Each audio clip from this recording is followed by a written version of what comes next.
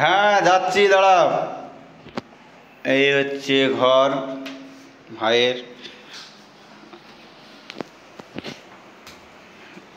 এই হচ্ছে সিঁড়ি, আর এই হচ্ছে, এটা কি বলো আনিশা দেখি?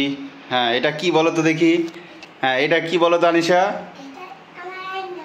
ও এটা কি? আয়না বলতে গেলে কি বলা হয় এটাকে? ও ড্রেসিং টেবিল, ঠিক।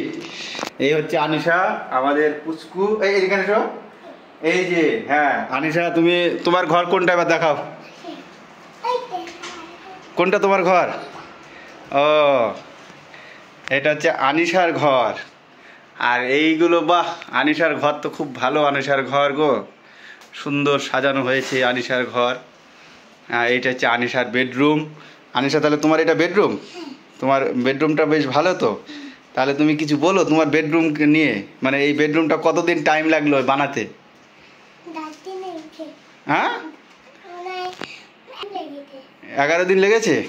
না আমি তো জানি তো 1-2 মাস ধরে কাজ করেছে, ওই রকমই তাই না? আচ্ছা এটা কি আনিশা? ও এটা হচ্ছে কি, ডাইনিং টেবিল? আচ্ছা, খাবার বাসস্থানালয়। আর এই ঘরটা কার? ও এটা তোমার আব্বুর ঘর। ও এটাও তোমার? ও বাহ, বেশ ভালো, তোমার রুমটাও ভালো। তাহলে এবার বেরিয়ে এসো। তারপর আরেকটা কার আছে? আয়াতের ঘর কোনটা? আয়াত বুড়ির এ ঘরটা কার? আনিশার? আনিশার বেশ পুতুলগুলোতে ভালো গো। তো লাইট ফাইট কিছু জ্বালিয়ে দেখাও তোমার ঘরের একটা ডেকোরেশনটা। হ্যাঁ যারা, হ্যাঁ হ্যাঁ হ্যাঁ হ্যাঁ, ও লাইট খুঁজেই পাবে না এমন জায়গায় আছে?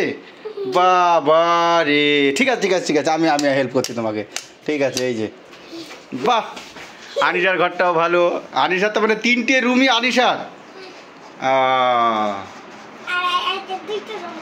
আচ্ছা ঠিক আছে, তাহলে চলো আনিশার রুমও দেখা কমপ্লিট। এবার আমরা বাইরে দিকে যাই। আর এই রান্না করার জায়গাটা তোমার? আচ্ছা তাহলে এখানে রান্না কি কি রান্না করো তুমি? আচ্ছা ঠিক আছে।